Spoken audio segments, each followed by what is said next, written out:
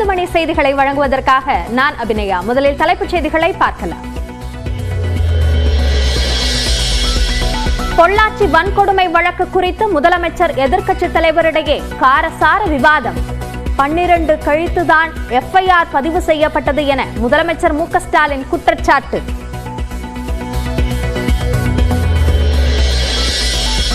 பொள்ளாச்சி வழக்கில் 24 மணி நேரத்தில் நடவடிக்கை எடுத்ததாக எதிர்க்கட்சித் தலைவர் எடப்பாடி பழனிசாமி பதில்.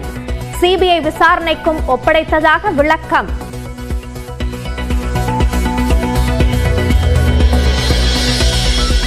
பொள்ளாச்சி வழக்கில் தான் சொல்வது தவறு என நிரூபித்தால் தண்டனையை ஏற்க தயார் என முதலமைச்சர் அறிவிப்பு.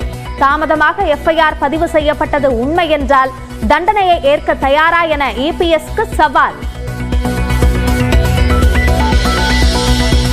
போராட்ட அனுமதியில் ஆளுங்கட்சிக்கு ஒரு நீதி, எதிர்க்கட்சிக்கு ஒரு நீதியா என சட்டப்பேரவையில் EPS கேள்வி.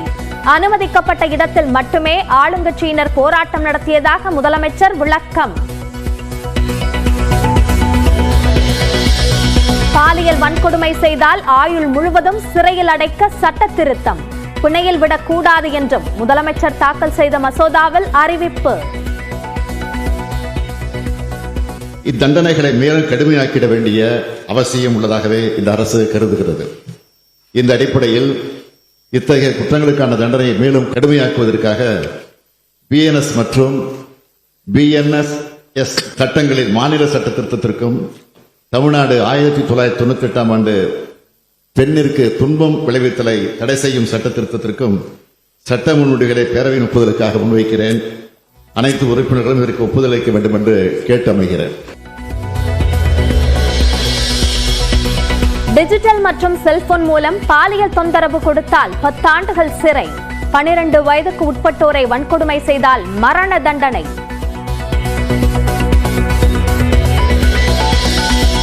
ஆளுநர் RN ரவியுடன் தேமுதிக பொதுச் செயலாளர் பிரேமலதா சந்திப்பு. அண்ணா பல்கலைக்கழக மாணவி வன்கொடுமை விவகாரம் குறித்து புகார். ஈரோடு கிழக்கு தொகுதியில் வேட்புமனு தாக்கல் தொடக்கம். முதல் நாளில் சுயேட்சைகள் மனு தாக்கல்.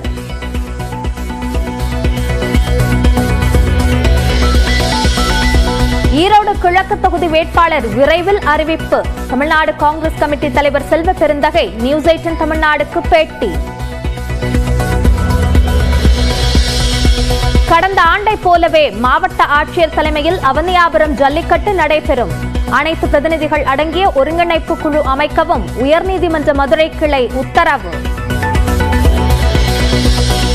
பெரியாரும் அம்பேத்கரும் இணைந்து செயல்படுத்திய விஷயங்கள் பற்றிய வரலாறு தெரியாதவர்கள் இன்று அரசியல் பேசுகின்றனர். பெரியார் மீதான சீமானின் விமர்சனத்திற்கு கனிமொழி MP பதில்.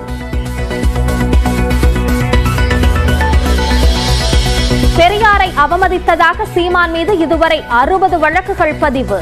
தமிழ்நாடு முழுவதும் கட்சிகள், அமைப்புகள் அடுத்தடுத்து புகார். அமைச்சர் செந்தில் பாலாஜியின் ஜாமீனை ரத்து செய்ய கோரிய மனு ஜனவரி 27ஆம் தேதிக்கு ஒத்திவைப்பு. நீதிபதி K. விஸ்வநாதன் விசாரணையிலிருந்து விலகியதால் வேறு அமர்வில் பட்டியலிட பரிந்துரை.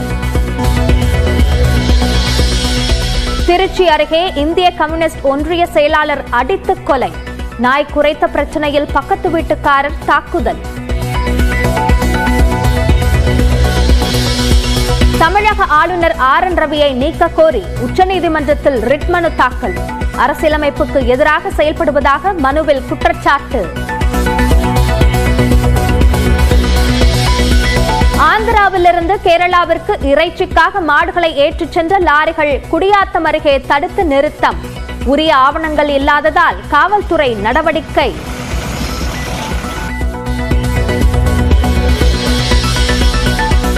அமெரிக்காவின் லாஸ் ஏஞ்சல்ஸ் நகரில் பற்றி எரியும் காட்டுத்தீ.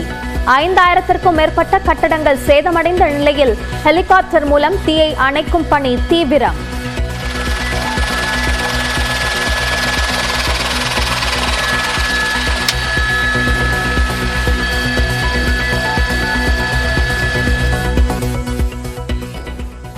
பொள்ளாச்சி பாலியல் வன்கொடுமையில் எப்போது வழக்கு பதிவு செய்யப்பட்டது என்பது தொடர்பாக முதலமைச்சர் மற்றும் எதிர்க்கட்சித் தலைவரிடையே காரசார விவாதம் நடைபெற்றது. பொள்ளாச்சியில் பாதிக்கப்பட்ட பெண் அளித்த புகாரின் அடிப்படையில் 24 மணி நேரத்தில் 3 பேர் கைது செய்யப்பட்டு சிறையில் அடைக்கப்பட்டதாக கூறிய எடப்பாடி பழனிசாமி முதலமைச்சர் தவறான தகவல்களை பரப்புவதாக குற்றம் சாட்டினார்.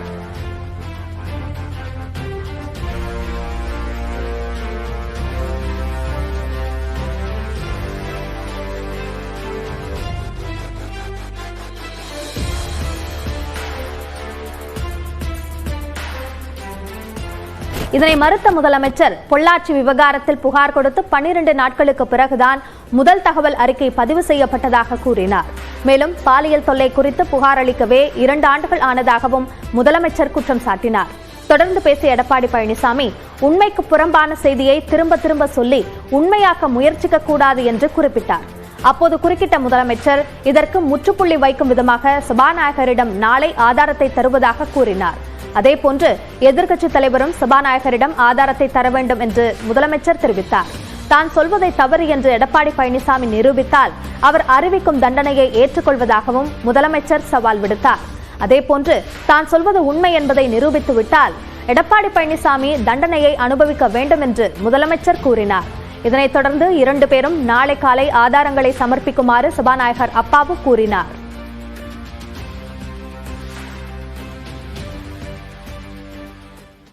தமிழ்நாட்டில் 12 வயதிற்கு உட்பட்ட பெண்களை பாலியல் வன்கொடுமை செய்தால் மரண தண்டனை விதிக்கும் வகையில் சட்ட மசோதா அறிமுகம் செய்யப்பட்டுள்ளது. பெண்களை பின்தொடர்ந்தால் 5 ஆண்டுகள் சிறை தண்டனை விதிக்கப்படும் வகையில் சட்ட முன்வடிவுகள் கொண்டுவரப்பட்டுள்ளன. சத்யா என்ற பெண் ரயிலில் தள்ளிவிடப்பட்டு கொலை செய்யப்பட்ட வழக்கில் தூக்கு தண்டனை பெற்றுக் கொடுத்திருப்பதும் இந்த அரசுதான். அனைத்து பெண்களது பாதுகாப்பையும் உறுதி செய்யும் அரசாக தமிழ்நாடு அரசு செயல்பட்டு வருகிறது.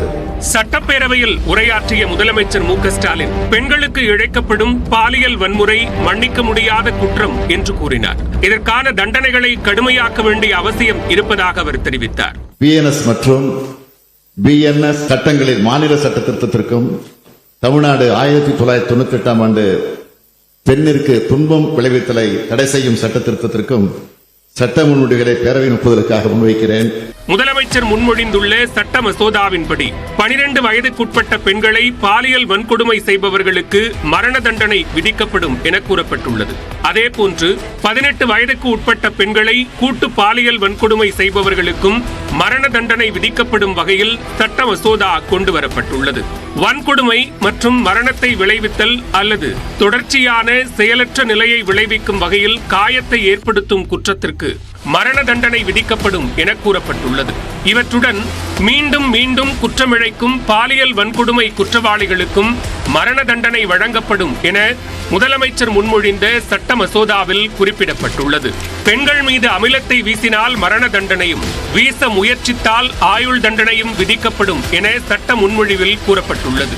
அதேபோன்று பாலியல் வன்கொடுமை குற்றவாளிகளுக்கான ஆயுள் தண்டனை என்பது சாகும் வரை சிறை தண்டனை என மாற்றம் செய்யப்பட்டுள்ளது. காவல்துறை அலுவலர், அரசு பணியாளர், பாதிக்கப்பட்ட நபரின் நம்பிக்கைக்கு உரியவராக இருந்தவர்கள் பாலியல் வன்கொடுமை குற்றத்தில் ஈடுபட்டால் அவர்களுக்கு சாகும் வரை ஆயுள் தண்டனை விதிக்கும் வகையில் சட்ட திருத்தம் செய்யப்பட்டுள்ளது. பெண்களை பின்தொடர்ந்தால் பிணையில் விடுவிக்க முடியாத வகையில் 5 ஆண்டுகள் சிறை தண்டனை விதிக்கப்படும் என சட்ட முன்வடிவு கொண்டுவரப்பட்டுள்ளது. மேலும் டிஜிட்டல் முறையில் பெண்களுக்கு பாலியல் தொல்லை கொடுப்பவர்களுக்கான சிறை தண்டனையின் காலம் 10 ஆண்டுகளாக அதிகரிக்கப்பட்டுள்ளது. அதே சமயம் டிஜிட்டல் முறையில் பாலியல் தொல்லை அளித்து பெண் உயிரிழக்க நேர்ந்தால் குற்றவாளிகளுக்கு ஆயுள் தண்டனை விதிக்கப்படும் வகையில் சட்ட மசோதா அறிமுகம் செய்யப்பட்டுள்ளது. இதேபோன்று கல்வி நிலையம், விடுதி, கோயில், திரையரங்கம், மருத்துவமனை ஆகிய பொது இடங்களில் கண்காணிப்பு கேமரா கட்டாயம் பொருத்தப்பட வேண்டும் என்றும் கூறப்பட்டுள்ளது. அவற்றுடன் பாதிக்கப்பட்ட நபர் நிர்வாகத்திடம் புகார் தெரிவித்தால் 24 மணி நேரத்திற்குள் காவல்துறையினருக்கு தகவல் தெரிவிக்க வேண்டும் என்பது கட்டாயமாக்கப்பட்டுள்ளது. மேலும் சில குற்றங்களில் பாதிக்கப்பட்டவரின் அடையாளத்தை வெளிப்படுத்தினால் 5 ஆண்டுகள் சிறை தண்டனை விதிக்கப்படும் என்றும் கூறப்பட்டுள்ளது. இந்நிலையில் பெண்களுக்கு துன்பம் விளைவித்தல் என்பதற்கான அர்த்தம் உடல் ரீதியாகவோ வாய்மொழியாகவோ டிஜிட்டல் முறையிலோ வசைபாடுதல், காயம் ஏற்படுத்துதல், தொந்தரவு கொடுத்தல், மிரட்டுதல், அவமானப்படுத்துதல் ஆகியவை அடங்கும் என்றும் அரசு விளக்கமளித்துள்ளது. ஏற்போர் ஆம் என்க, மறுப்போர் இல்லை என்க, ஏற்போரே அதிகம் என்று கருதுகிறேன். ஏற்போரே அதிகம். தீர்மானம் நிறைவேறியது. பாலியல் குற்றங்கள்